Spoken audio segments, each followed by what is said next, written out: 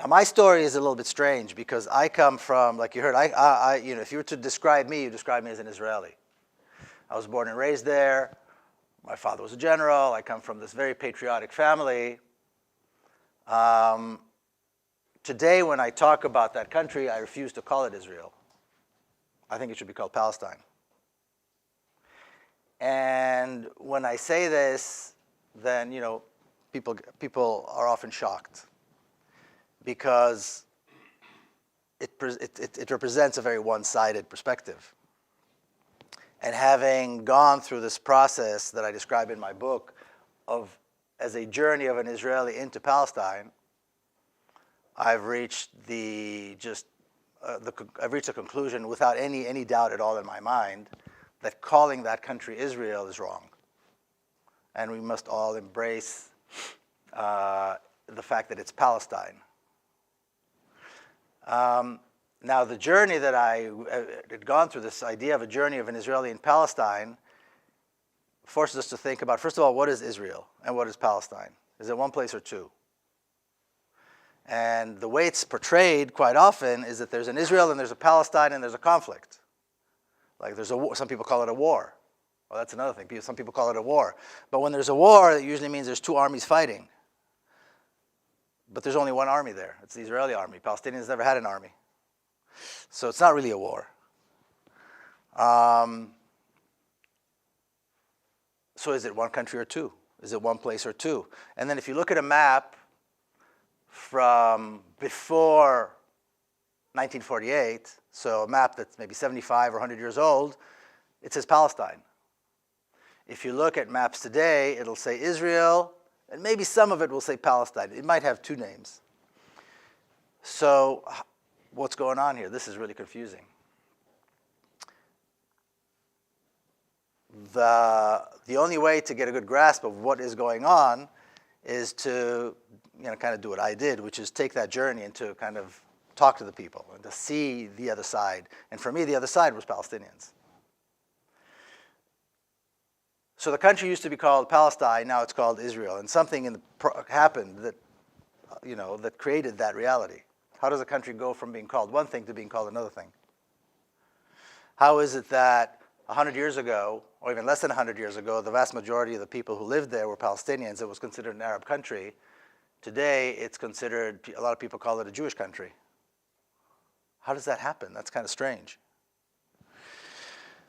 So in my journey, what I realized was that I was living in this part of the country, which is Israel, where there are only Israeli Jews like myself, where the roads are always paved and it's very clean and very safe, and it's kind of living like here, very westernized, very modern. But 5 minutes away from where I was living, in a completely different reality, in a completely different sphere, were other people. They spoke a different language. They looked a little bit different. They dressed a little bit different. Their roads were full of potholes. It was always dusty. Everything is kind of arid and dry. It looked kind of like chaotic. We were told that it's very unsafe, that it's very dangerous to go there because they hate us. And I couldn't figure out, well, what's going on here? How could there be these two realities so close together in such a small place? Because the entire country is very small.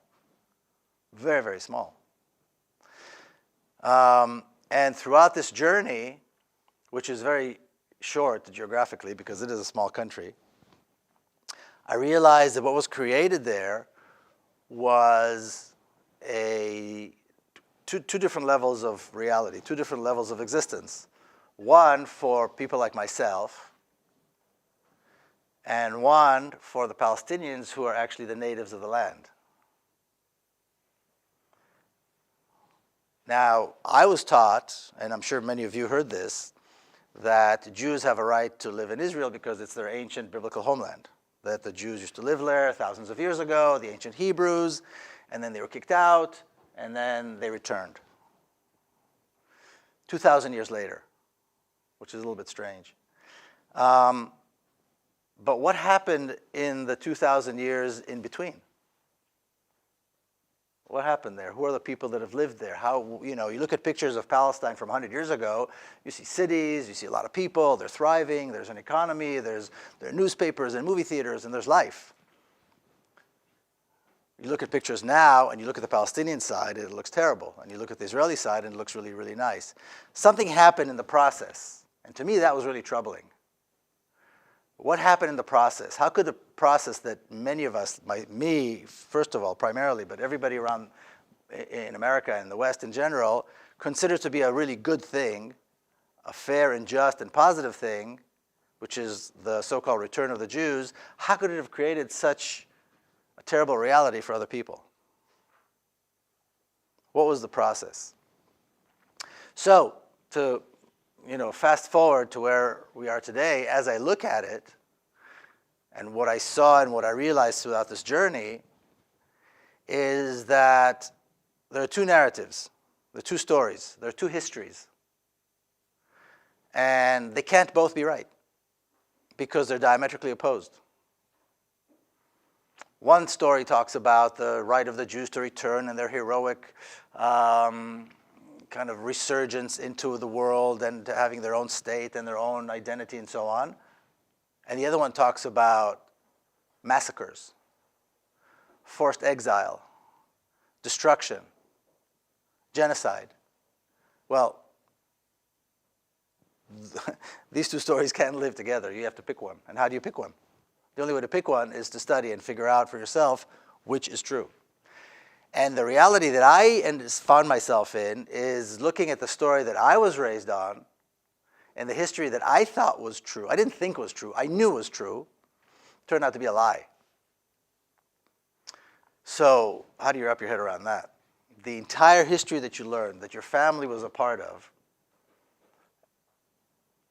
was a lie. And the story of the tragedy, of the ethnic cleansing, of the destruction, of the massacres is true, and it was all caused by the people that I thought were the good guys, my people, including my family.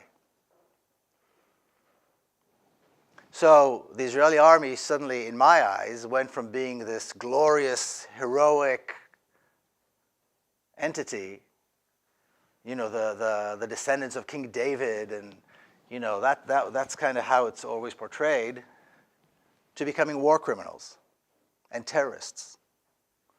That's a pretty sharp turn. And it messes you up for a while, because you start questioning your identity and what's right and what's wrong, and well, who am I in all of this then?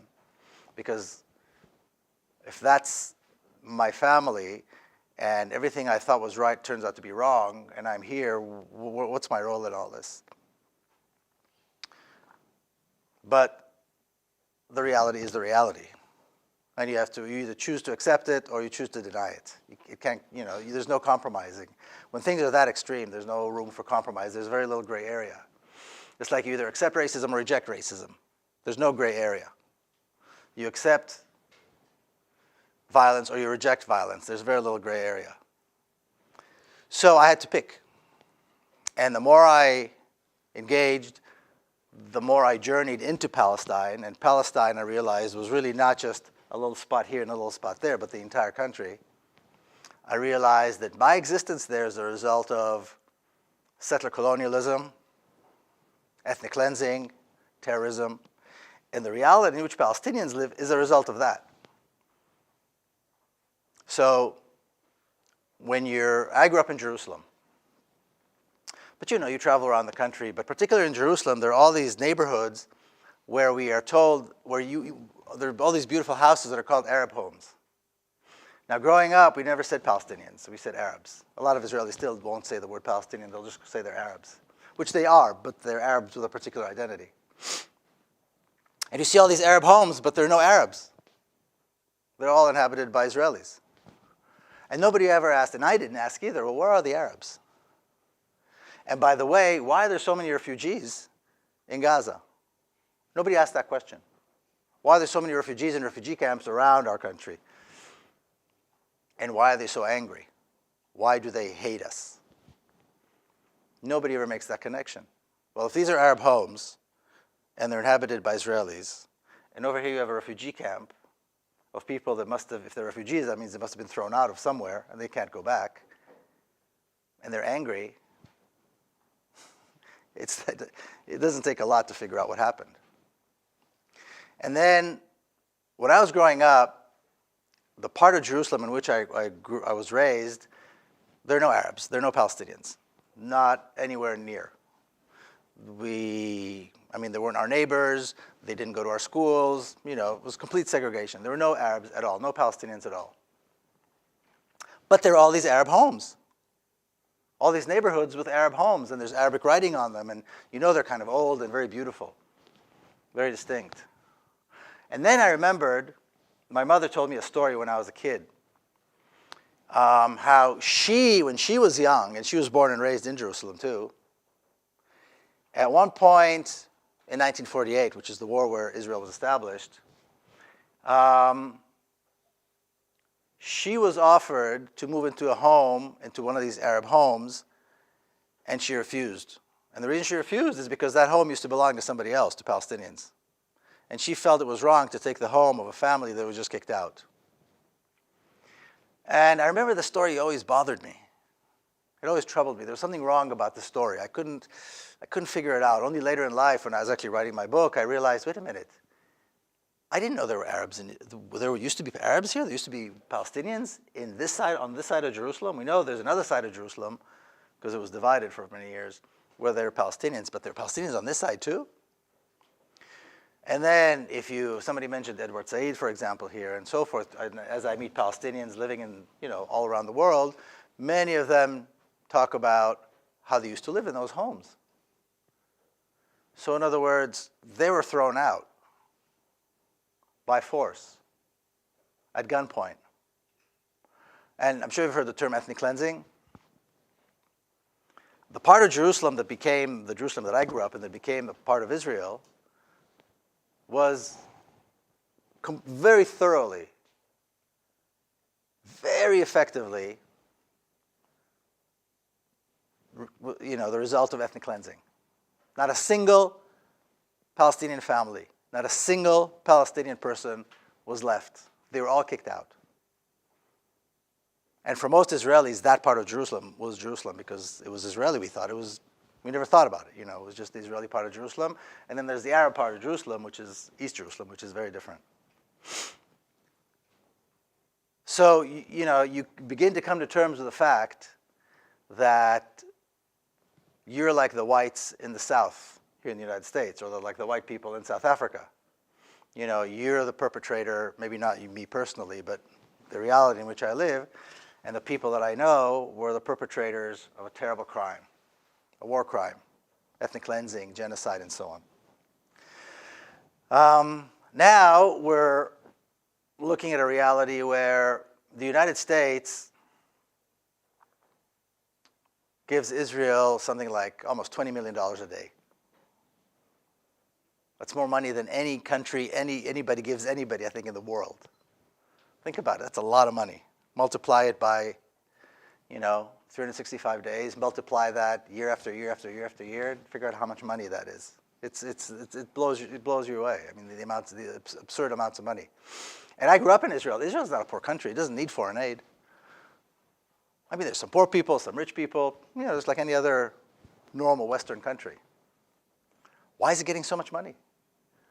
Why is it getting more money than, say, countries in Africa who really need it? And then you start looking at all the politics, and you start looking at the relationship between the countries, and then you start looking at American politics, and you see that there's this very strange connection, very, let's say, unhealthy relationship between these two countries.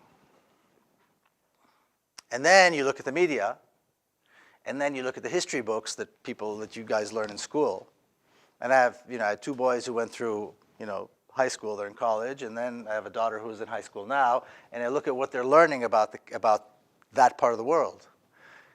And it's like, I want to scream. How can you possibly have all these people in this country learn the wrong thing about a country to which they give so much money?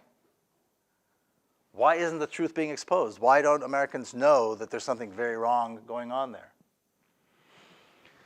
And then I decide to do what I do, which is write books and talk and so forth. So that's the reality from, that I'm in. That's the reality from which I came. And when I talk to people here in America, it's really hard for them to hear this. Quite often it's very hard for them to hear this. Regardless if they're Jewish or not Jewish, if they're Arabs or not Arabs, regardless of that, describing the reality on the ground there the way I do is really, really hard for people to hear. Even young people like yourselves, because we all come from something. We've all heard about this. And some people feel very strongly about this. Most people feel very strongly about how important it is to support Israel and that the Israelis are right and the Arabs are terrorists and so forth. And then you have to wonder, why in America do people think that Arabs are terrorists? Why is there such a negative view of Arabs in America? Who does it serve? When you look at Arab communities in America, when you look at Palestinian communities in Israel, when you look at the Arab world in general, generally you see, high levels of education, commitment to serving, commitment to being, volunteering and, helping the community and being a part of, having a positive impact in the community, very low crime rates. What happened here? How did we end up with such a distorted view about the Arab world and about Arabs and about Muslims, and why?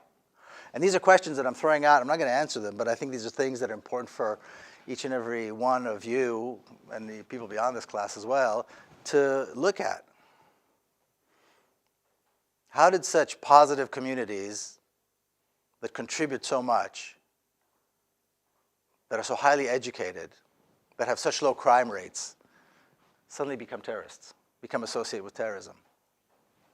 Whether it's in Israel, maybe it makes kind of sense. In Palestine itself, maybe it's kind of because there's an attempt there to kick them out, and they're the enemy. But why here? Why is there such a negative view of Palestinians and Arabs in general here in America? And then you start to connect the dots, and you see you begin to understand the reality in which we live, and why is it not represented fairly in the press? There's this. In Myanmar, we all hear about, the genocide and what's going on there. Why don't we hear anything about Palestine? Students are up in arms about the lack of gun control in America and the massacres that we see in schools. This happens in Palestine. Israelis do this in Palestine all the time. 17 people being killed in a school for Palestinians is just a day in the life of. There's a Palestinian girl who's not much younger than you guys, who's in prison because she kicked out a bunch of soldiers from her house. She's been in prison for 3 months without a trial, and she's facing a very long prison sentence once she is tried. Her name's Ahed Tamimi. Maybe you heard about her. Why doesn't anybody say anything about that? All the Me Too movement, all the rights of women, and women should be allowed to, fight back, and abusing women, and all that is so important here. Here's a girl who's 17 years old. She was 16 when it happened. Armed soldiers invaded her house, invaded her room. She kicked them out, literally, and then slapped one of the officers, which is exactly what she should have done. I have a daughter. I would hope my daughter would have the courage to do just that if men were invading her space and her home. She's in jail for that. So these are things that are important that I think need to be looked at. Now, I'll tell you a little bit about my new book. The new book, which just came out, Injustice, is in a way kind of answers a lot of these questions, because that is a story of something that has taken place here in the United States. So Palestinians are being persecuted and killed by Israelis. In a way, it makes sense. Whether you agree with it or not, it makes sense, because, there's this reality over there, very violent reality going on over there. But why here? And then one day I heard the story about 5 Palestinian Muslims who are in federal prison. And these guys were part of a charity organization, a relief organization that was called the Holy Land Foundation. And the Holy Land Foundation was at one point the largest Muslim charity organization in America. So they raised funds mostly to help Palestinians in need, but they also helped in other places. They helped after the Oklahoma City bombing. You guys must have heard of that. They provided relief after 9/11. They provided relief wherever there were natural, disasters, floods, earthquakes, here in the U.S., around the world. They're very active, and they were highly regarded and respected charity. And then, after 9/11, a few months after 9/11, President George Bush came out and closed them down and announced that they are a designated terrorist organization, a terrorist funding organization. In other words, that all their money was being given to terrorism or to terrorist organizations, and therefore they had to be closed down. So they were closed down, all their money, all their assets were frozen, and they were designated themselves a terrorist organization. Now, the United States has a process where they designate organizations or people as terrorists, and then they are on a list. So after 9/11, everybody thought, well, obviously the government's panicking. Obviously the government's got to show that they're doing something, so they just round up the usual suspects, and it'll all blow over. It'll be fine. And when the government does something like that, we as citizens have the right to sue the government and say, excuse me, you made a mistake. This is wrong. We're not a terrorist organization. We want our money back, and we want the designation as a terrorist organization to be taken away. We did nothing wrong. So they hired lawyers, some very good lawyers, and they sued the government. And when the government does something like this, they have to go to court and show, what's the proof? It's called an administrative record, with all the proof that the government has against you or against them. And all they had were photocopies of faxes that were sent by the government of Israel. They didn't have any statements under oath, nothing that was notarized. They had a few translations of documents that turned out to be wrong, and a few newspaper articles. Just a really weak case. No real concrete evidence. So the defense team put together all the evidence to show that these guys did nothing wrong. Every penny that they raised, you could see exactly where it went, and it all went to charity. It all went to relief. So they thought, this is going to be an easy case. So they went to court, and feeling very confident. And the judge dismissed the case and struck all the evidence from the file. So none of their evidence could count, and the case was dismissed. And they couldn't believe it. How could a judge just dismiss the case and strike the evidence? Well, she did. Now, this is kind of crazy anyway, but one thing that was particularly crazy about it was that there was a particular document in the administrative record where the guy that managed their office in Jerusalem, because they were dealing with Palestine, right, says that, yes, they did give money to Hamas, which is considered a terrorist organization in the United States. So the lawyers thought, okay, this is a problem. If their own manager on the ground says that they gave money to Hamas, then they're supporting a terrorist organization, right? Because here in the United States, Hamas was designated as a terrorist organization. Hamas is a Palestinian, Islamic resistance movement. Now, that particular guy was arrested by the Israelis, so the lawyers here contacted his lawyer back there. And she said, what are you talking about? I have all of his statements. He never said anything of the kind. So she faxed all of his statements. And they went to a real translation firm where they had done a translation and notarized it, signed under oath, and he said exactly the opposite. He said, we had never given any money to Hamas. We do not support any political organization, any military organization. All we do is relief. Now, the correct translation was in the file with the evidence that was struck out. The wrong translation remained because that was in the government's file. So how do you proceed from there? How do you go from there? I mean, the lawyers just couldn't figure out what was going on. Because there are laws and regulations that are supposed to protect citizens who are innocent, right? And the judge just struck it all out.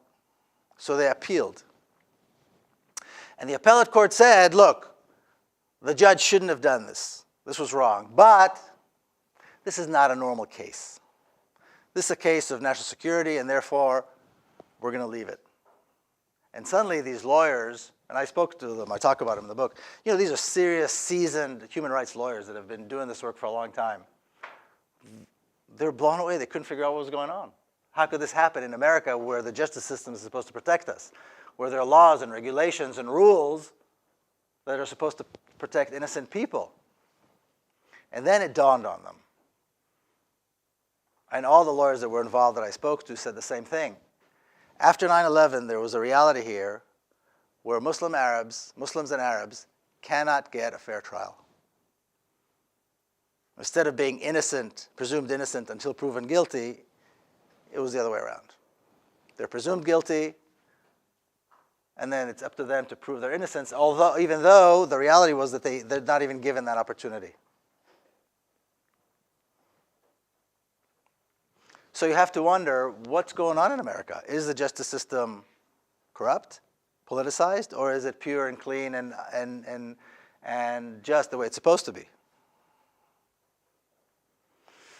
Are there political prisoners in America? Is there a problem with political persecution in America? Because most people think there isn't. Most people think this is a real democracy. So what's going on?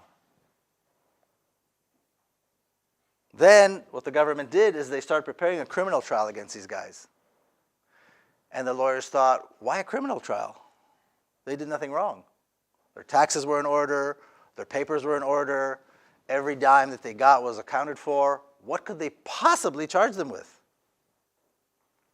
It was clear that they didn't give money to Hamas. They didn't give money to terrorism. What could you possibly charge them with? And the problem was this. The President of the United States said that these people are terrorists. The President of the United States shut down the organization and said that that is a designated terrorist funding network. Now everybody's got to prove that the President was right. The fact the President said it, even though he had no proof, is a problem. But now he said it. So the government has to do everything it possibly can to quickly create a case. So then they said, well, you know what? They actually didn't give money to terrorism. That's right. But because they gave money to help poor Palestinians, that in a roundabout way helped the terrorists. And so that's why they gave what is called material support. Material support means they gave stuff. They gave some kind of support that in the end ended up helping terrorism. And that's what they went to trial with. They went to trial saying, well, they didn't give money directly to Hamas. They gave money to others, and that helped Hamas. So they said, well, the two main examples were this. One was that they were helping orphans. Now, you got to hear this to believe this. I mean, it's beyond belief. They had a program where they're helping Palestinian orphans. Now, why are there so many Palestinian orphans? Because Israel was killing a lot of Palestinians. So there was a serious orphan problem. So they said, you see, the reason these kids are orphans is because their fathers were terrorists. So if you're going to help these orphans, you're not only supporting the terrorists, you're encouraging more people to become terrorists. So the theory was, well, if you're a father and you know your family is going to be taken care of, then of course you're going to join a terrorist group and blow yourself up, right? I mean, wouldn't you do it? All of us? Anyone would do this, right? Makes perfect sense. And they had real experts. People who sit on think tanks in Washington, D.C. say this. It's well known that if somebody knows their family is going to be taken care of, then of course they're going to join a terrorist organization. It makes perfect sense. Now, besides the fact that that's utterly racist and complete nonsense, they took a look at the actual cause of death of the fathers of these orphans. And not a single one died as a result of what you might call terrorism. Not a single one. And then what I did, I took a look at the list of Palestinians who participated in what was called suicide missions, which is something that hasn't happened in a very long time, but there were several years where that was a big problem. None of them had children. So either way you look at it, the orphans did not become orphans as a result of terrorism. So supporting these orphans has nothing to do with that. But in the court of law, this stuck. And this was permitted. Then the other thing they were saying, well, they were helping the families of Palestinian prisoners. Israel has thousands and thousands of Palestinian prisoners, which they call terrorists. So I took a look, and you can see, if you look at the list of the Palestinians that are held by Israeli jails and what they were charged with, the vast majority were never charged with acts of violence. They're all political prisoners. So we're talking about the families of political prisoners, not terrorists. So even in that, it has nothing to do with supporting their families. It's not supporting terrorism. Supporting the families of political prisoners. What could be wrong with that? So that was the kind of case that the government presented. And it took 2 trials. The first trial, they weren't able to convict. The second trial, they convicted all of them. And these are 5 men who are sitting now, as we speak, in federal prisons. And they received sentences from 15 to 65 years. From 15 to 65 years in federal prison. So when I heard the story, my first reaction was, well, it doesn't make sense. So then I looked into it. I started meeting their families. I started communicating with them in prison. You can email people in jail. And then this whole world of what I thought was unbelievable stuff, was exposed to me.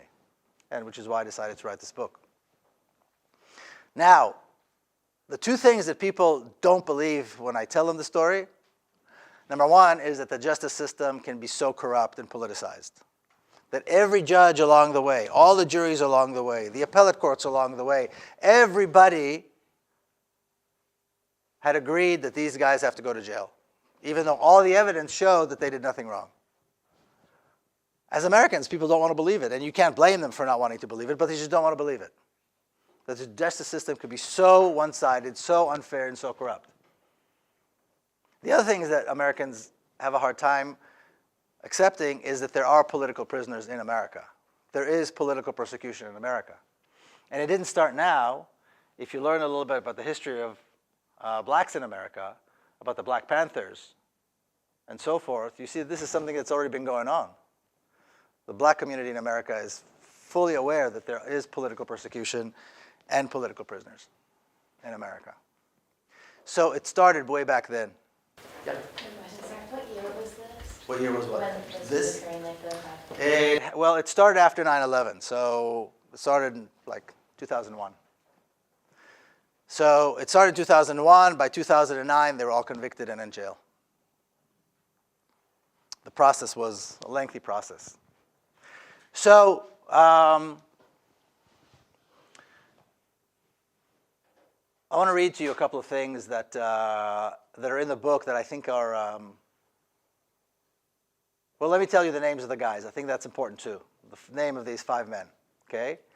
Abdurrahman Odeh, he's from, they're all Palestinians. They're all Palestinians who immigrated here to America as students. He's in for 15 years in federal prison. And Mohammed al-Mazain, 15 years in federal prison. Miko, are any of those Palestinian Americans now? They have citizenship here too? Most of them do, yeah. Most of them. Most of them do. Only one of them, he was in the process while this happened, so he never got the citizenship. And now it's a problem. Mufid Abdul Qadir got 20 years.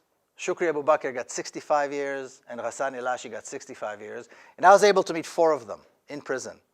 For the 5th one, Ghassan Ilashi, for some reason, the prison authorities would not permit me to see him.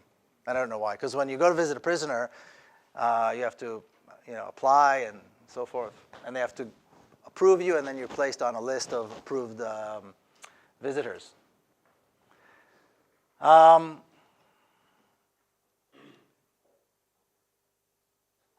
Now, when you hear a story, certain things kind of stick in your mind. Certain impressions just stick in your mind. So I want to describe a couple of things to you that stuck in my mind. I'm going to read them because I want to get them just the way they're in the book.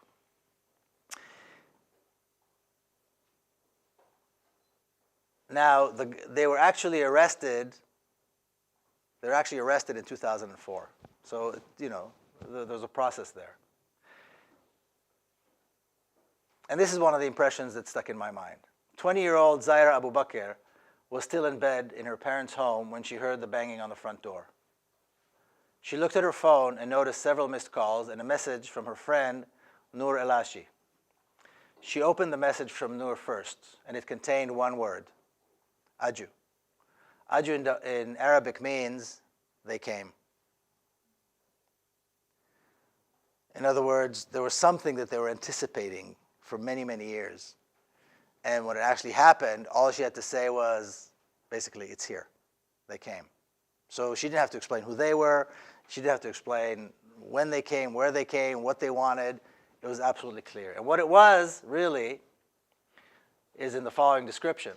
At precisely 7 a.m. Central Time on July 27, 2004, the homes of Shukri Abu Bakr, Ghassan Elashi, Mufid Abdul Qadir, Abdurrahman Odeh, and Muhammad al-Mazain were raided by local and federal officers. All 5 men who became known as the Holy Land Foundation 5 were taken into custody. 4 years and 2 trials later, all 5 were sent to federal prison, serving sentences ranging from 15 to 65 years. Holy Land Foundation was at one time the largest Muslim charity organization in America. And on December the 4th, 2001, it was shut down by President George Bush without due process, using a presidential executive order.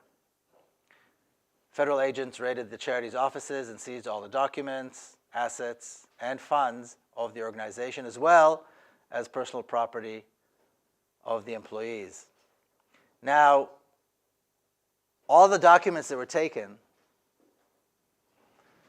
were classified.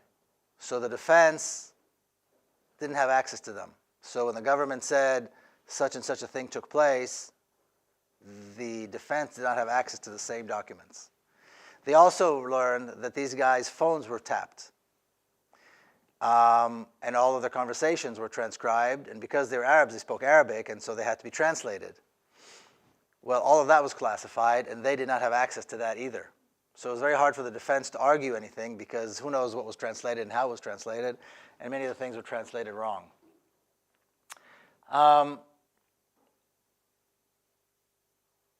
And I want to tell you just a little something personal about, not all of them, but a couple of them. So the first one that I was involved with was Shukri. He was the CEO of the charity. And he's the first one I communicated with. And I dedicated the book to his daughter, Sanabil. And so I'm going to read you a couple of the emails that he sent to me, just so you get an idea of what kind of person he was. He wrote to me, Miko, we're out of lockdown this morning.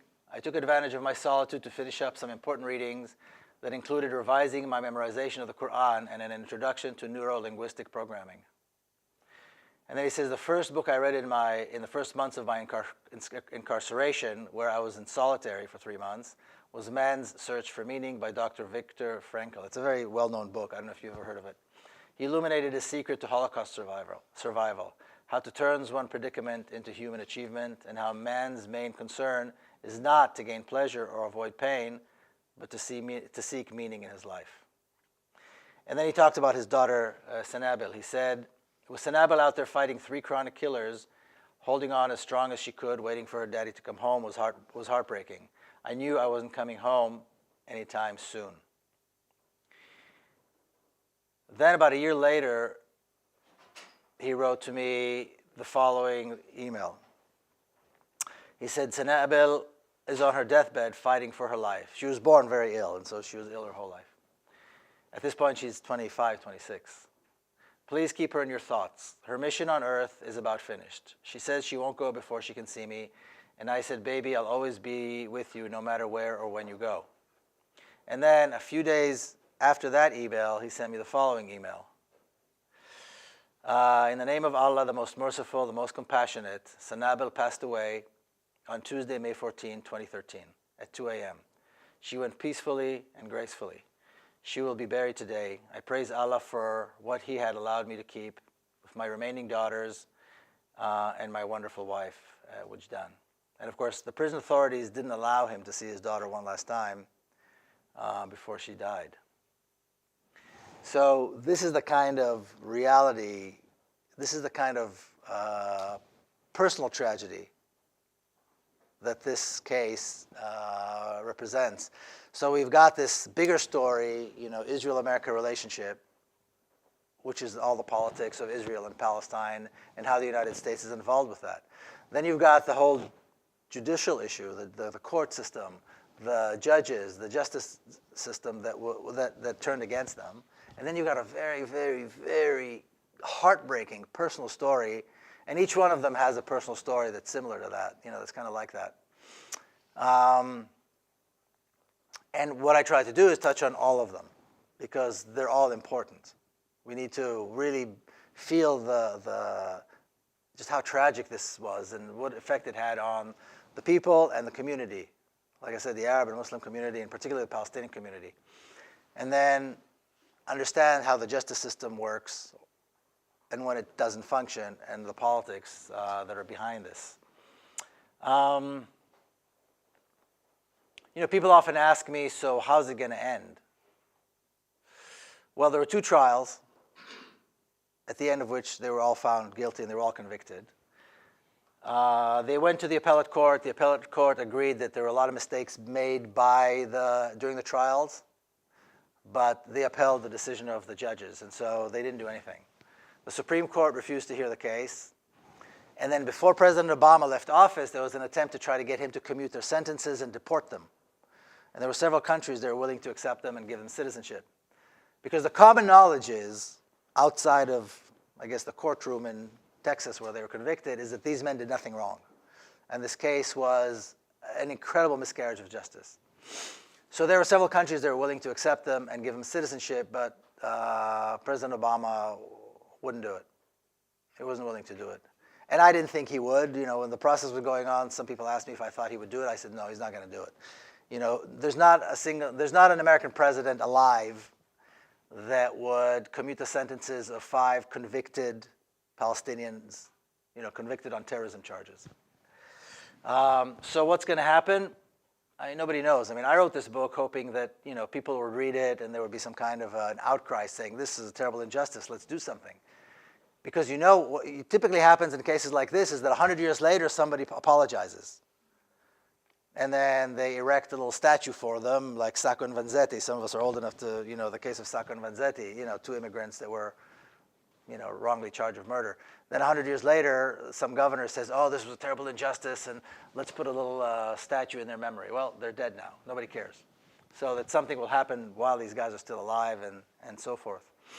And I think that their status as political prisoners is exactly the same as Palestinians who are held by Israel in Israeli jails, who are also political prisoners. And I don't think any of them are going to be released until all of Palestine becomes Palestine again. Until all of Palestine is free and Palestinians can live and the country is called Palestine again, the way I believe it should be called.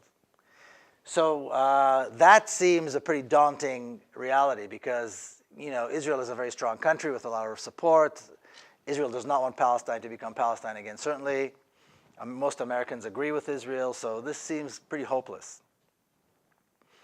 But things do change if we want them to change, if we work hard enough. And when I say we, I mean each and every single one of us here and other classrooms and other places around the world where I talk about this and other people talk about this.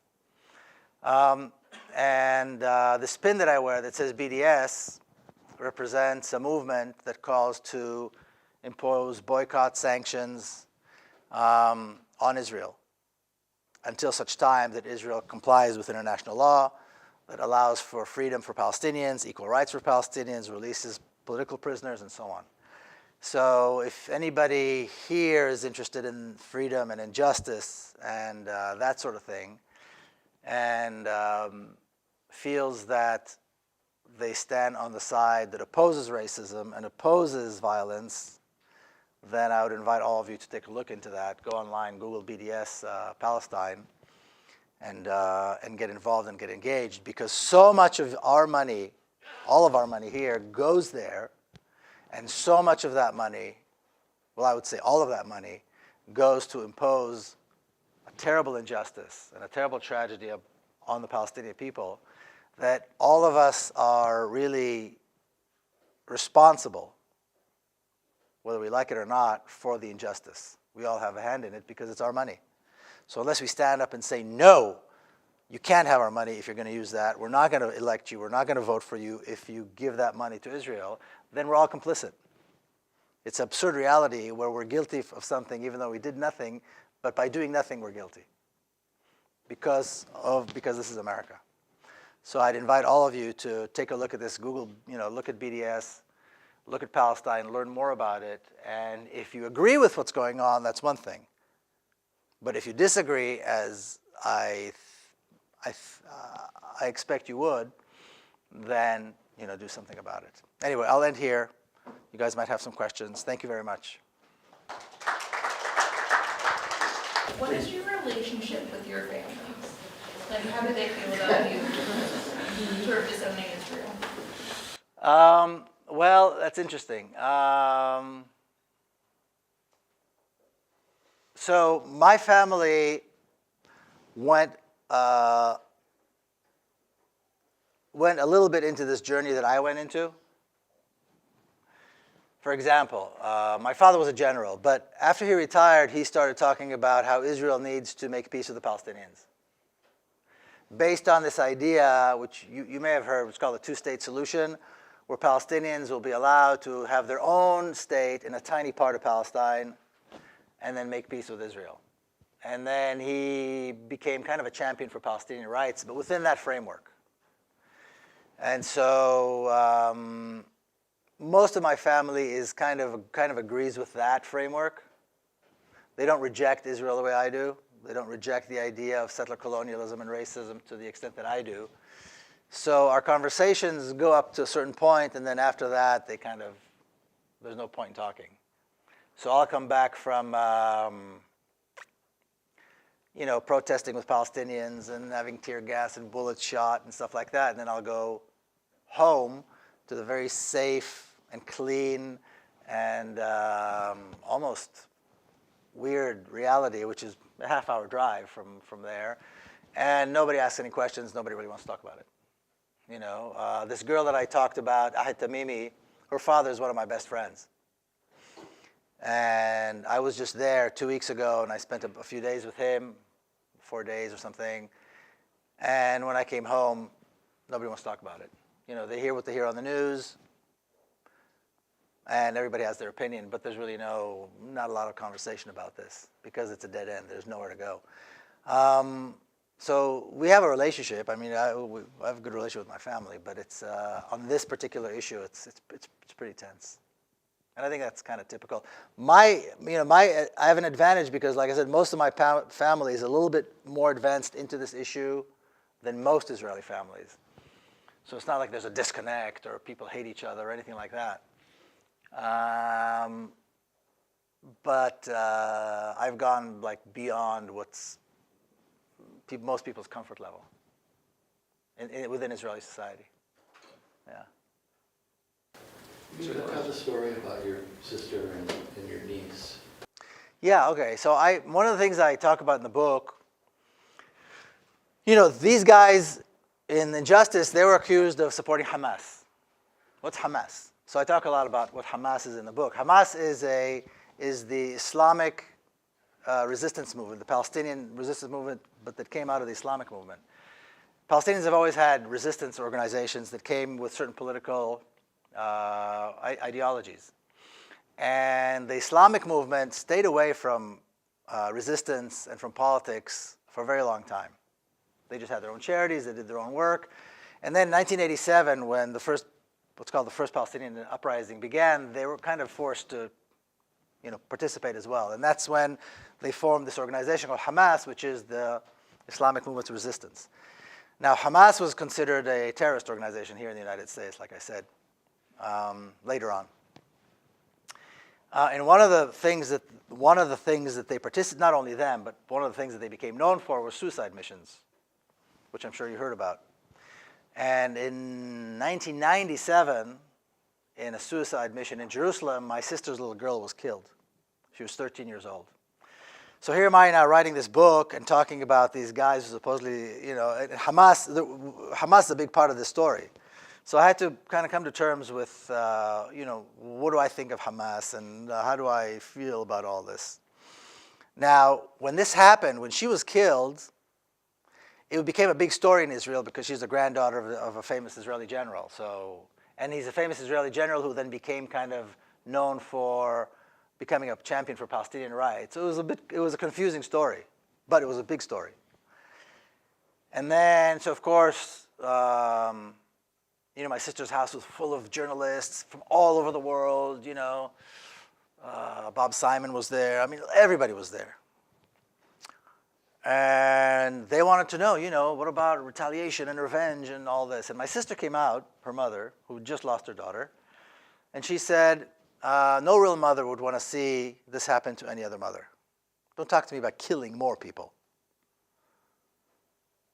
Killing people as a response to the death of a child is insane. How could that be acceptable? So she said, no real mother would want to see this happen to any other mother. Don't talk to me about retaliation and revenge. And then she said, in terms of who's responsible, she said, well, who's responsible for this reality in which Palestinians live? Who's responsible for the killing of Palestinian children on a daily basis, in their schools, on the streets, in their homes? Who's responsible for the fact that for all these years Palestinians have had no rights, no access to water, no freedom? That thousands and thousands of Palestinian fathers, mothers, and children are in Israeli jails. We are. The Israeli government is. And so she said, I hold the Israeli government responsible for my child's death. Because you can't hold people oppressed, deny their rights, deny them water, kill them, and expect that you'll do nothing in return. Expect that there'll be no price to be paid. So yes, this was her daughter, this is my niece, this is a girl that we all knew and loved. And it's very personal. At the same time, you can't just focus on the personal. You have to see the big picture, particularly if you want to see it end. So that was her response. Number one, the Israeli government is responsible. Number two, don't talk to me about killing more people. So this whole issue of Hamas for me was, it helped me come to terms, actually, when I wrote this book. Because one of these guys, one of the five, is the brother of a guy called Khalid Mash'al, who was the face of Hamas. He was the political head of Hamas for many, many years. And his brother, who here did nothing wrong and he hadn't seen in many, many years, was pulled into this and is serving 20 years in jail because that's his brother. So anyway, there was a lot of, I had to come to terms with Hamas, with the death of and I also, the more you dig, the more you find out, the more confusing it becomes, and so it kind of forces you, when you write, to come to terms with a lot of things you didn't think you had to come to terms with. So it was a very good process for me. But anyway, that was my relationship and my connection with Hamas had to do with that. We mentioned the Tamimis, and I know you do film class, so the film Five Broken Cameras features the Tamimis. No, Five Broken Cameras is Belain. It's a different village. It's a different family. My Yeah. confusion. It's another But family Five Broken that's Cameras separate is a a lot. great film. It's a good film, and it's another family. It's It's another not the village, it's another Tamimis. family. No, it's not the Tamimis. Okay. Yeah, but if you go on YouTube and you put in Tamimi, Ahad Tamimi, or Tamimi, you'll see her arrest. I mean, I don't know if anybody heard of the case of Ahad Tamimi here? A few people. You should see it. You should see this girl pushing out 3 armed Israeli soldiers out of her room, out of her house, and then slapping a soldier, and that slap cost her dearly. But yeah.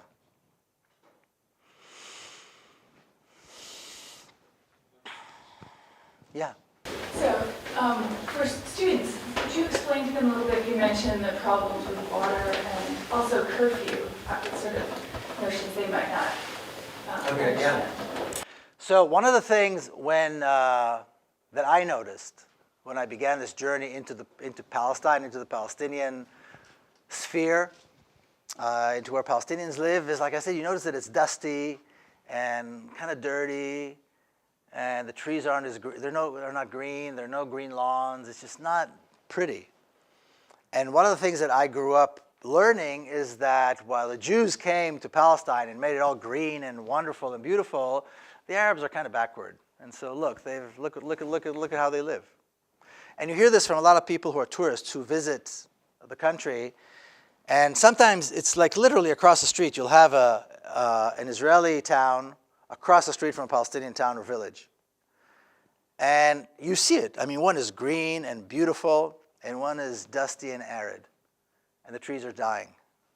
And so if you don't know, and you're touched like I would suspect most of us are, with that little infected a little bit by the racist infection, then the conclusion is, well, this side, look at them, they're advanced, you know, they're modern, and these guys are backwards and they're just dirty. But if you take the journey like I did and you investigate a little bit more, you find out that Palestinians, who make up more than half of the population in the entire country, only get 3% of the water. So all the water is allocated by a water authority, which is an Israeli water authority. They're responsible for the water.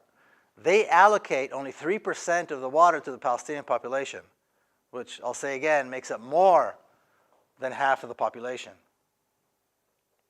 So for example, Tamimi family, this friend of mine whose daughter was just arrested, they live in a village literally across the street from an Israeli town.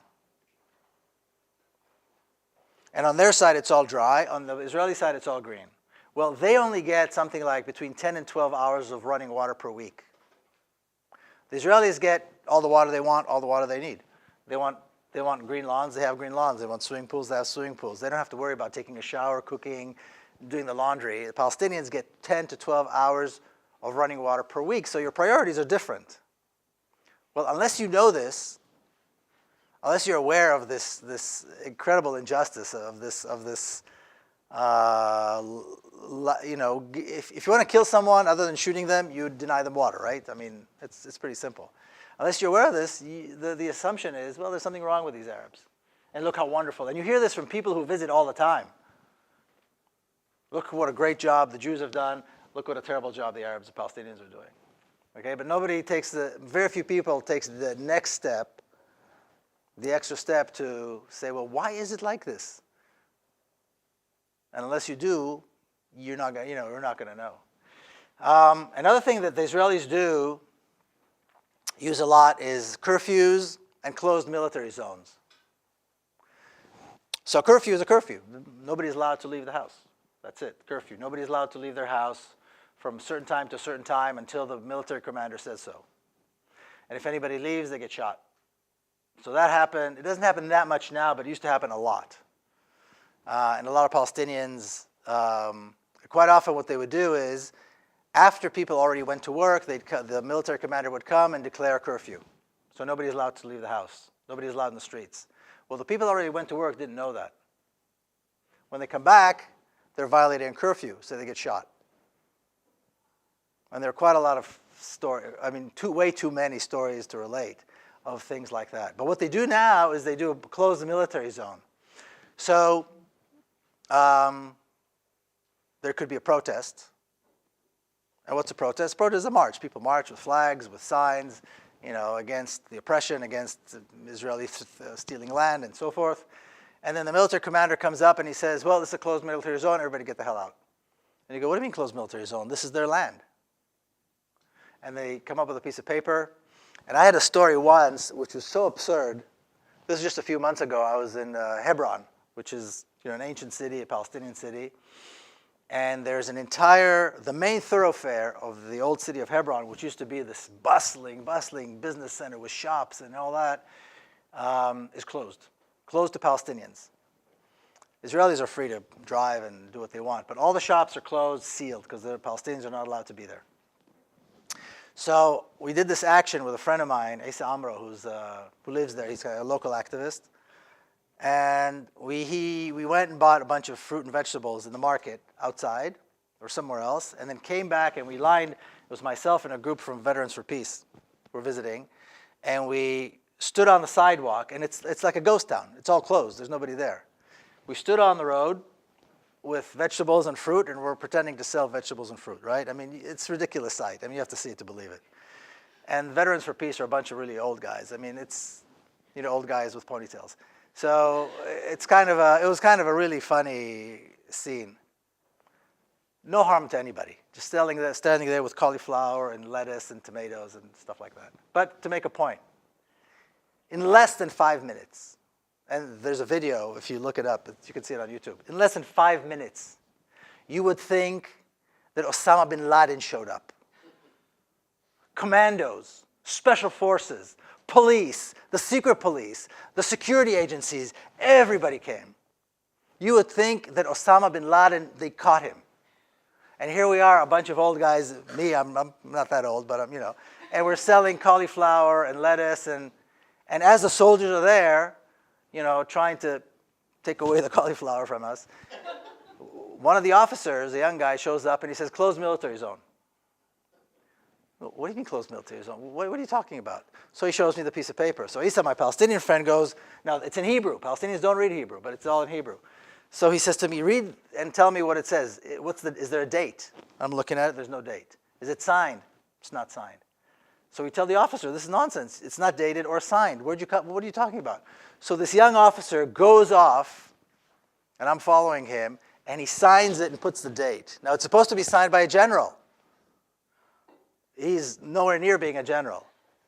I'm going, what are you doing? You just signed this. This is nonsense. But that's it, closed military zone. As a Palestinian or somebody who supports Palestinians, you have no say. Besides, you should see the amount of weapons they bring. These are commandos. And you go, you bring commandos to this? You can bring 2 cops and tell us to shoo, and we probably shoo. They bring an entire platoon of commandos, plus the police, plus everybody else. And everybody's like, machine guns. We're not talking about, you know, it's beyond belief. But they use the closed military zone. They will do it in somebody's house. They'll come up and say, this house is a closed military zone. What does that mean? The people are not allowed in. They're not allowed out. They use demolition orders. I have Palestinian friends who have a demolition order on their house. Well, what does that mean? It just means that one day the army is going to come and destroy their house and give them like an hour notice. And there are, in Jerusalem alone, there are over 15,000 demolition orders. It's in one city.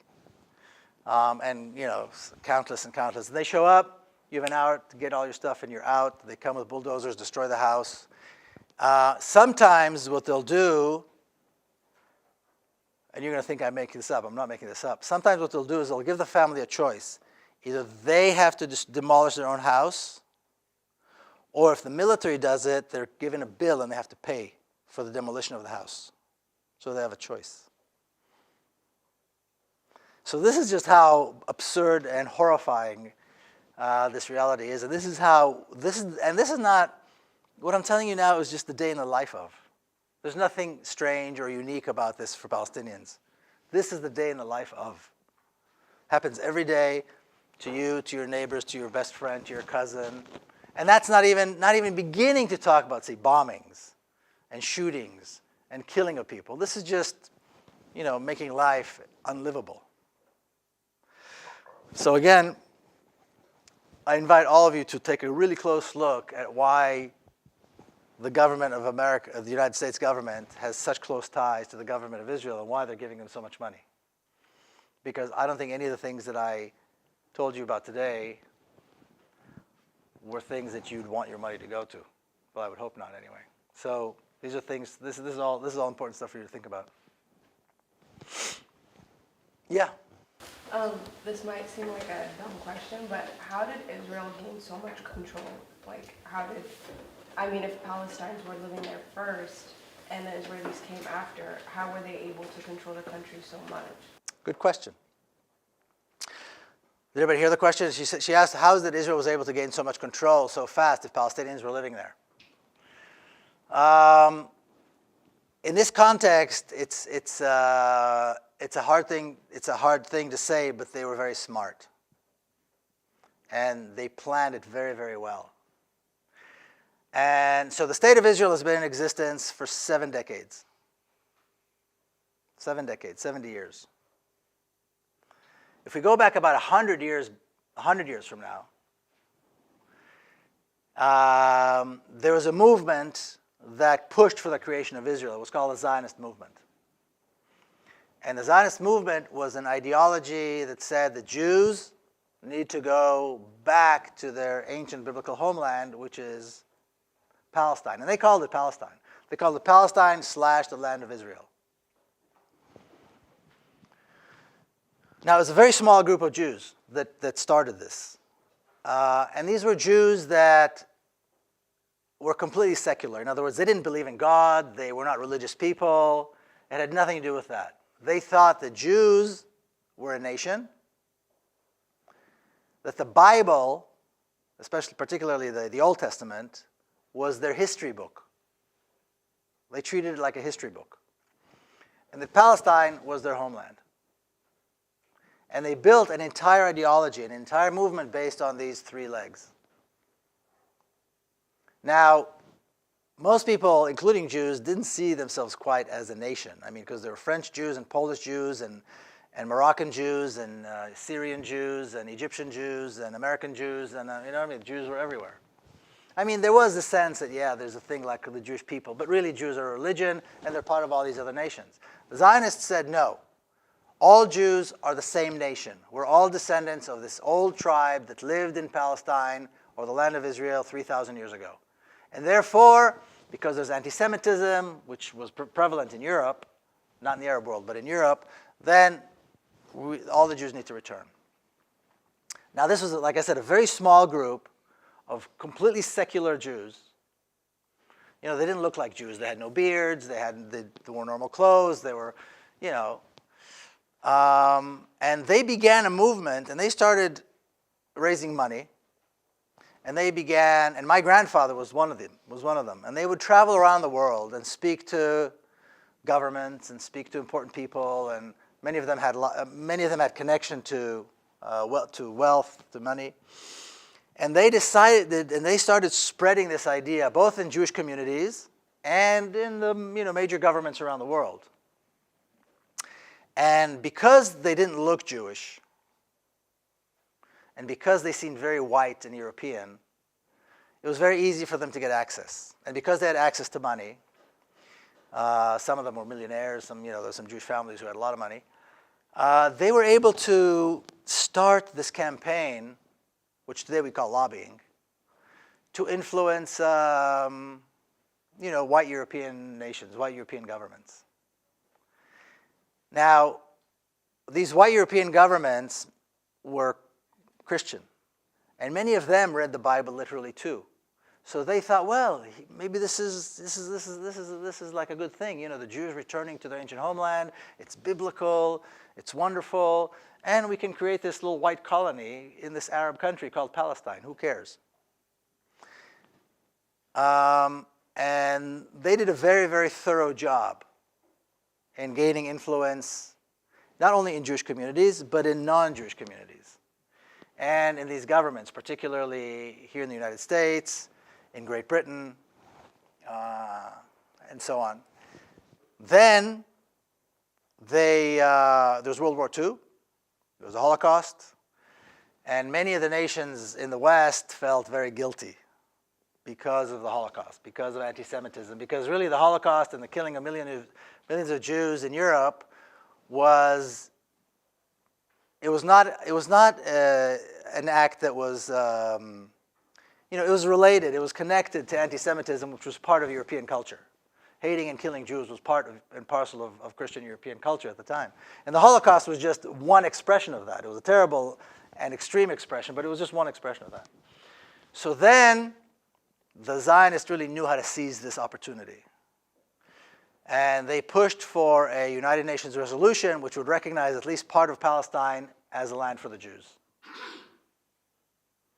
At the same time, they were engaged in encouraging Jews to immigrate to Palestine, to start colonizing Palestine. That's where my grandparents went. This was even before the Holocaust, it had nothing to do with the Holocaust. But they were convincing Jews to go and start building and colonizing parts of Palestine. And what they did is they created a mini sphere of Jews only within Palestine. So they didn't participate with the local community. They created their own cities, their own towns, their own education system, their own judicial system, their own healthcare system for Jews only. And they revived Hebrew. Hebrew was a dead language, and they brought back Hebrew as a language. So all these things were happening at the same time. Now, there are very few Jews at that time. Like after World War II, there are less than 500,000 Jews living in Palestine. It was a very small community. The Arab Palestinian community was a lot bigger, 3 times bigger at least. But they had developed a very effective, a very well-trained, armed militia, which today people would refer to as a terrorist organization, but an armed militia. My dad was part of that. And all these young Israeli or Jews that were born there already joined. And they felt, we're going to fight for our country, and we're going to regain our land, and we're going to do this for the Jewish people, and after the Holocaust, blah, blah, blah. In 1947, the United Nations passed a resolution to partition Palestine, create a Jewish state and an Arab state. Immediately, when the diplomatic side of the Zionist movement was able to achieve that, that was a huge accomplishment, the military side and the people on the ground began a massive campaign, a military campaign, which was a campaign of ethnic cleansing. And within a year, they destroyed the vast majority of Palestine and kicked out the vast majority of Palestinians. About 1 million Palestinians were forced out. Hundreds and hundreds of towns and cities were completely wiped off the face of the earth. Within a year. That's incredibly fast. Now, the Palestinians never had an army. Palestinians never had a force. They didn't think they needed an army. They were the people of the land. They didn't think that they were going to be invaded by these, that this reality was going to take place. So they had no fighting force. So within a year, done. The State of Israel was established. Now, the United Nations defined certain boundaries for the Jewish state, for the Jewish part of Palestine when they partitioned it. But the Zionists weren't happy with that. They wanted more. So they ended up conquering a lot, 80% of the country. Within a year, they had 80% of the country. They kicked out the majority of the Palestinians, destroyed the majority of Palestinian towns, and you had Israel. So they had the diplomatic group that was working in America and Britain and the United Nations. They had the military already ready and prepared and armed and trained.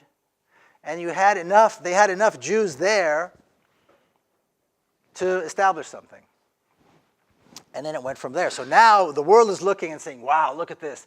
After the Holocaust, the Jews are back, and maybe we don't have to feel so bad about the Holocaust after all. Maybe we don't have to feel so bad about anti-Semitism after all, because after all, look what the Jews did to the Arabs, so they're not so perfect either. And now, that was 70 years ago. Over the last 7 decades, there has been a state of Israel. It's developed a very powerful army. It's been able to influence more governments and generations of Americans and other Western, to support Israel. And that's how they did it. They were very, very smart, very methodical. And they were ideologues. They thoroughly believed that this was the right thing to do. And they cared nothing about the other side. In other words, the Palestinians or the Arabs are just nothing. There's no value to their life. There's no value to their existence. And that's how they did it. That was a good question. That was kind of really summed up how we ended up where we are today. Yeah. So I grew up in a Christian Zionist environment, and I was just curious what you found in the state of Israel is like the general perception of the Christian Zionist movement. I know like tourism is very big among U.S. Christians going to Israel, but I just wasn't sure how those two movements compared and interacted. Well, racism and colonialism and violence, create very strange bedfellows. If you asked Israelis, they're happy to get the support, they're happy to get the money, they're happy to bring all these pastors and give them the grand tour and take them on helicopter rides and meet with generals and all this stuff. If you ask them what they thought about Christian Zionists, they'll probably tell you they think they're all nuts. They have no respect for them whatsoever. They want the money, they want the support. But these Israelis are, they're secular people, they're Jews. They could care less about the Christians or what they think or anything like that. They're bringing them the support, they're giving them the money, and that's all they care about. And they're helping with votes here in the United States because they do have political strength, they do have political power here in the US, and if the word Israel is mentioned, then they're all over it. If the word Palestine is mentioned, then they're going to kill it. So they have a very good ally here. But you know, I mean, they'll take an ally, any ally, because that's kind of how they are, you know. Isn't it true that there was an expectation that sort of strong Orthodox Judaism would die out? That is, the secular Zionists felt that, but in fact, there's clearly a very strong and very right-wing Orthodox community, and certainly in some of the settlements and in Jerusalem. So, say a little bit about that group. Well, Orthodox Judaism is a very strange animal. It's a very strange phenomenon. Now, in America, you have Orthodox, conservative, and Reform movements, 3 different movements that interpret Judaism differently. In Israel, there's one Judaism, and that's it. It's Orthodox Judaism. The other movements, which are a little more religiously more liberal, really don't have a foothold. They have some, but it's very small. So when you talk about Judaism within Israel, it's Orthodox Judaism, which means, you know, the long beards and the black clothes and slight variations, but you know, I'm sure you know. I imagine you know the image. Now, when the Zionists began claiming that Jews need to come back, the Orthodox Jews, like I said, the Zionist Jews were completely secular. They didn't believe in God. They didn't follow the traditions of the law. They didn't care about religion. They wanted nothing to do with religion. They wanted a secular, modern state. But there were very large Orthodox, you know, Jewish Orthodox communities around the world. And they were appalled by the idea of Jews creating a state. Why? Because Jewish law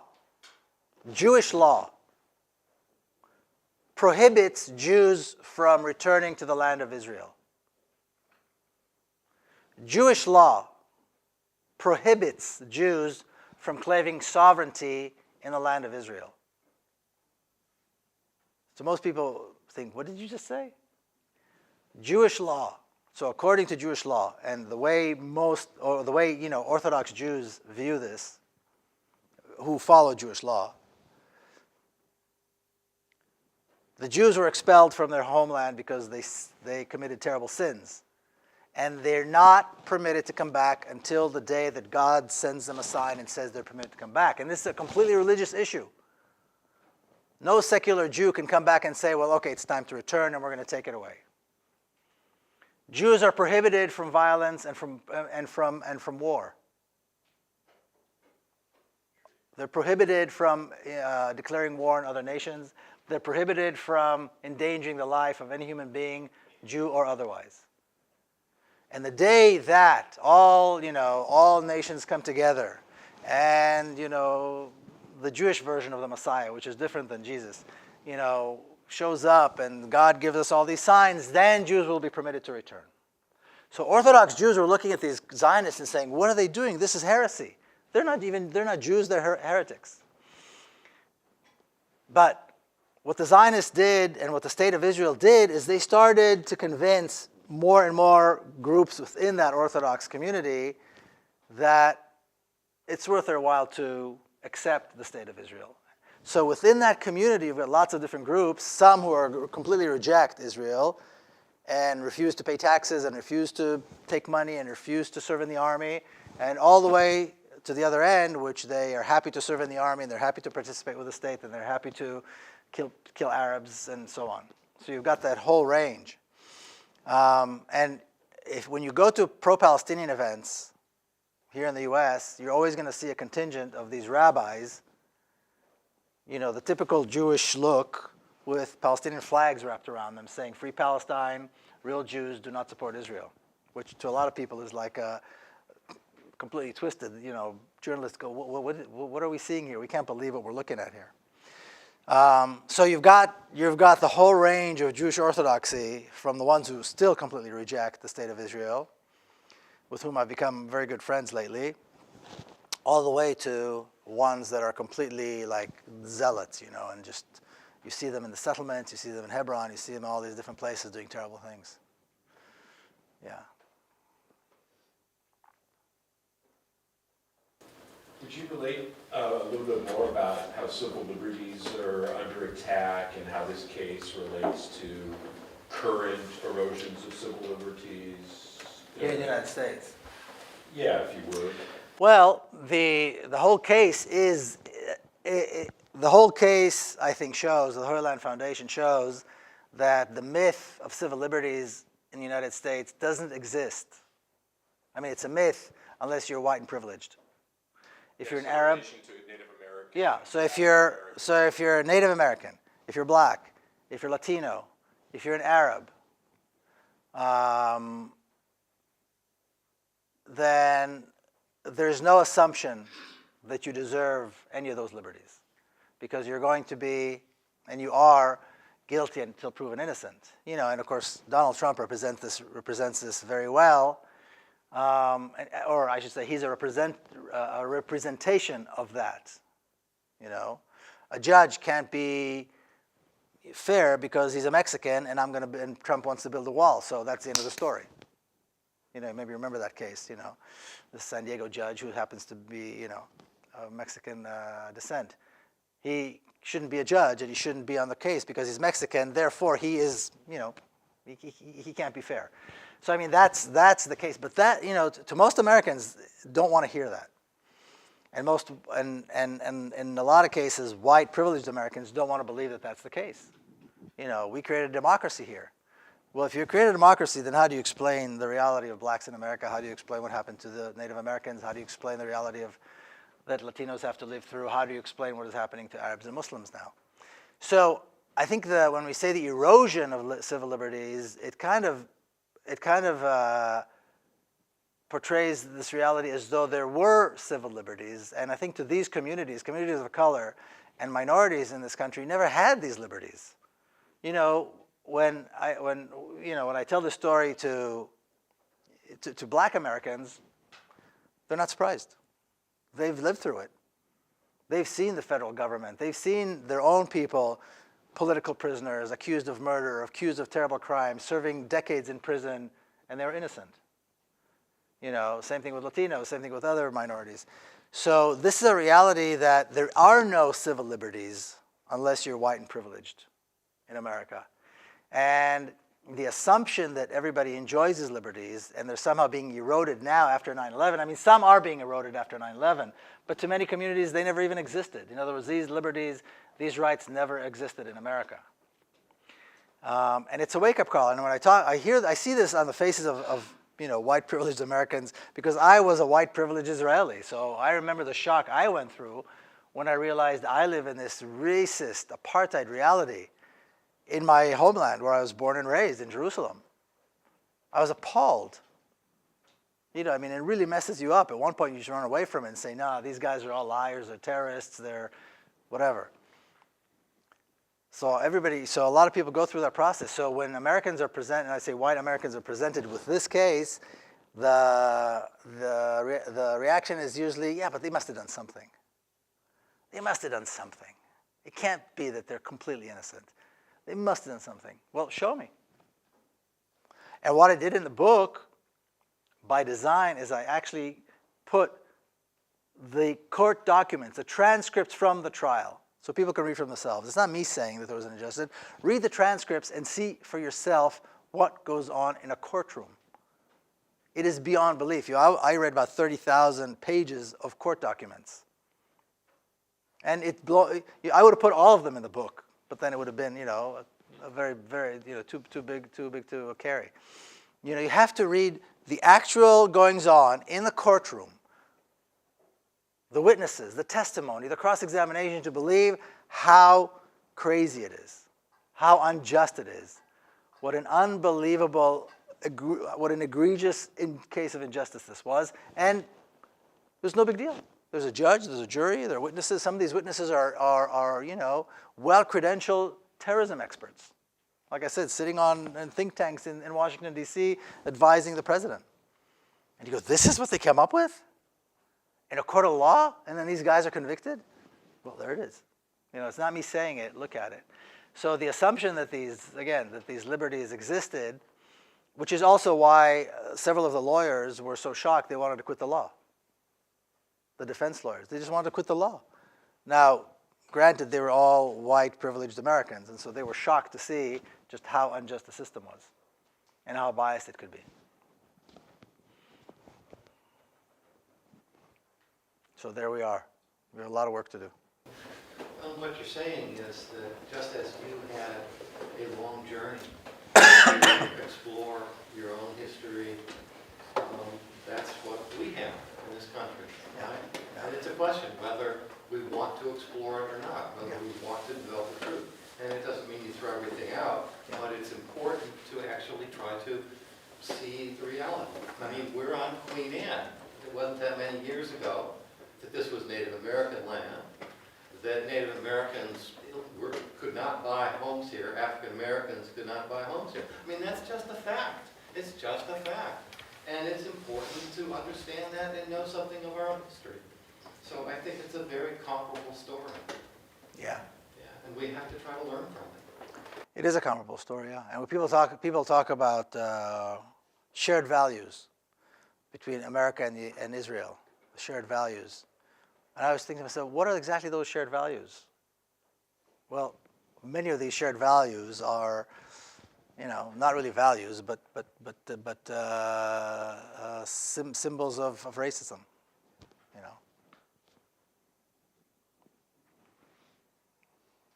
But don't be depressed. Act.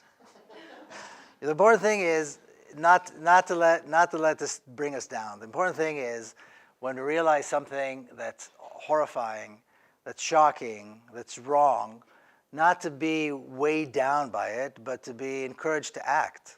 Everything's changeable. When you look at the reality of blacks in this country and look where it is today, it wouldn't have happened if people didn't act. I mean, it's far from being where it should be, but, the reality is very different. And it's up to people to act. School shootings, suddenly high school kids are up in arms. Good. That's exactly the right reaction. That's exactly you guys should be up in arms. I mean, everybody should be up in arms. All these school shootings. You're up in arms. You have to stand up and demand. Demand what you think is your right. Demand what you think should be done to fix it. Vietnam War. Some of us who are older here remember, Vietnam, South Vietnam. Does anybody even know that there was a South Vietnam today? If you look at, most people don't even know that there was a South Vietnam. There was an American president not that long ago who swore that the United States would never forsake its most important ally in Southeast Asia, South Vietnam. A couple of years after that, there was no South Vietnam. It was gone. The war in Vietnam was like a big thing. God knows how many were killed. Vietnamese and American forces. Mostly Vietnamese, of course. And other nations in Southeast Asia as a result of this. Today, nobody even knows there was a South Vietnam.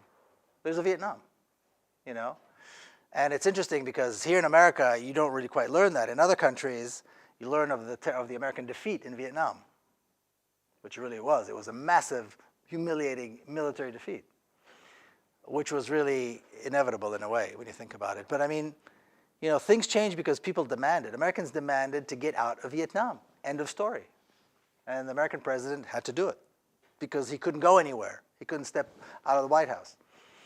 Of course, he was brought down by breaking into the Watergate Hotel, not for war crimes, but, as long as he was brought down. So there are, the option to stand up and change things is always available, especially for privileged people. Stand up and make a statement. Stand up and say something. Yeah. Yeah, I was thinking about South Africa because you have apartheid in South Africa and blacks were not allowed to vote. And then they had the transition, they had public protests, they had sanctions, they had outcry. And in the end, now in South Africa, no matter what the color of your skin, what group you're from, everyone gets a vote. And when you say, I can imagine a future with Palestine, I'm wondering if what you're referring to then is a place where everyone has the right to vote. Not only vote, but the right, absolutely, the right to live free, to have water, to not be killed, not be arrested for what you think and your opinions. Absolutely, yeah. I mean, South Africa is probably the closest equivalent to what's happening in Palestine, and the call for boycott and divestment and sanctions against Israel is based on the same call which eventually brought down the racist regime in South Africa. The smart thing that the Israelis did, though, in South Africa they called it apartheid, which is a bad name. I mean, it's really a bad name. So you go against apartheid, you go for freedom, that's great. In Israel, it made it now you have to say that you reject Israel. Well, not a lot of people feel comfortable with that. It's kind of biblical, it's kind of nice, it means Jews, we don't want to go against Jews, maybe it's anti-Semitic. So just from that perspective, kind of a PR perspective, it's hard for people to do, But really, that is exactly what it is. Israel is apartheid. Apartheid is Israel. It's the same thing. We need to reject one just like we rejected the other. And not look at it in kind of biblical and, emotional terms. But just go after it because it's unjust, yeah. You might not want to go here because it is complicated. It's all complicated. People want to know what they're up against. So why does the power structure of the United States give all this money to Israel? Well, that's the $20 million a day question. I think it's because the political system here allows for lobbies. And so there's a very strong lobby. There are two strong lobbies in America, and they're both equally destructive. The NRA and the Israeli lobby. And they both have total disregard for human life, in my opinion. And they are incredibly powerful. Now, when we say lobby, I think a lot of times people imagine a bunch of guys in suits in Washington, D.C., talking to staffers and talking to members of Congress and giving them, brown envelopes with cash and stuff like that. That's not what lobbying is. Earlier when I talked about high school textbooks and the way they portray the reality in Palestine, the reality in the Middle East, when you look at the way the media covers it, when you look at the way members of small city, members of councils of small cities in America are taken to tours in Israel by this lobby. When you look at the fact that pro-Israeli groups fund police chiefs of American cities to go to do special training in Israel so that they know how to come back here and deal with blacks and terrorists and others here in America. That is how lobbying is done. So you take people one at a time by the hand, give them the tour, show them how we deal with terrorism, and show them how wonderful we are, and then they come back and they do the rest of the work. So you don't have to teach anybody that Israel is on our side, that Israelis are good and Arabs are bad, because by the time they get to the point where they have to really take the vote or make the decision, they're already convinced, because they learned it in their textbooks, they heard it in their synagogues, they heard it in their churches. The police chief already knows it. The city council members agree with it. Mayors know it. So obviously it goes up the chain. The members of state legislature know it. Somebody runs for office, national office, senator, congressman. They're already there. That's how the lobbying is done. And that's what allows this ongoing power structure. That's why Israel continues to be so strong in America and in American public opinion, because this is how they do the lobbying. They donate. Where was I? I forget where I was. I think in Texas somewhere. They came in and they presented a tolerance course for students in school, in high school. And then they presented the school with a certificate saying it is a tolerant space. But part of that course also teaches that Arabs are terrorists and criticizing Israel is anti-Semitic and racist. That's part of the course. So kids know it, the teachers accept it, and it goes on and on and on. That's how lobbying is done. So it's really important to have our radars on and to pay attention to these things. If you go to museums of tolerance, Holocaust museums, are they really museums of tolerance? What do they say about Arabs? What do they show about Palestinians? There's always a little bit that shows that Palestinians are terrorists and suicide bombers and all that kind of stuff. That's how it works. That's how the system in America works. That's why, if we're not vigilant, this will take over. And we're all going to be complicit. The reality is such that if we don't stand up, we're complicit. And that's tough, but that's the reality in America. we're just about out of time. The one note I would add, that I want to make sure is in here, even if you just read the final 10 pages of this book, what you'll find out is these 5 men, who, except for one, are American citizens, are also incredibly devout spiritual men. Yeah. I mean, their Islamic, their Muslim faith is so Should I read that last part real powerful. quick? Yeah, I think there's just like 2 pages. I think that would be, yeah. It's not even 2 pages. I'll read, since, you know, the end of the story is obvious, by reading the end of the book, I'm not really, you know, giving you the end of the story. It's not like really a spoiler, yeah. But it's interesting, because, you know, one of the things that I talk about a lot in this book is the prison system. And how do you sit in prison for all these years knowing you're innocent and not lose your mind? I was in jail one night. You know, I get arrested when I'm by the Israeli soldiers a lot during protests. And, you know, one night I spent in jail, I thought I was going to lose my mind. The sense of being totally powerless and not knowing if it's day or night. And I mean, it's just horrible. And being with criminals all around you, right? So how do these guys manage? And spirituality is how they do it. And one of them described it to me, and I'll finish with this little part in the book. So this is one of these guys telling me this. He says, knowing and fully believing that the Quran we have in our hands today is the exact Arabic text that was revealed to the Prophet Muhammad by God is moving beyond words, Ghassan explained to me. He said, the Quran is full of verses that were revealed in order to bring comfort and hope to the Prophet Muhammad and his companions during their time of hardship. Among these stories is that of Moses and his trials in leading the children of Israel out of slavery in Egypt, and the story of David facing Goliath and his ultimate victory, all of which press upon the believers that with the help of God Almighty, justice will prevail. These were stories that were familiar to me as well from the Jewish tradition. It struck me that as Israelis, we like to see ourselves as the descendants of Moses and David, yet it's all too clear today that we are more like the Pharaoh and Goliath. As Ghassan said to me, what my friends and I did at the Holy Land Foundation was to help Palestinians who are suffering. They are victims because they find themselves living under a brutal, racist regime that practices apartheid.